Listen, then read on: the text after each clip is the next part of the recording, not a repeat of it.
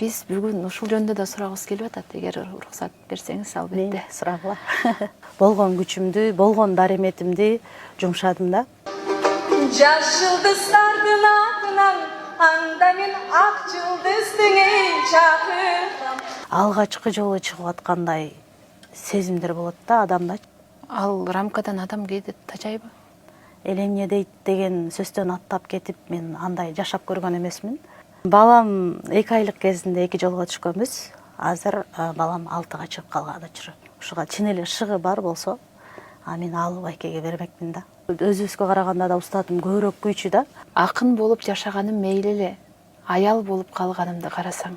Атам өзү кезинде төкмө акын болгусу келген да. Мисалы айылда азыр бир чакан музыкалык мектебибиз бар, өзүбүз куруп алган. Толук делик. Кечеги концерттеги жаңылык бул сиздин шакирттериңиз болду.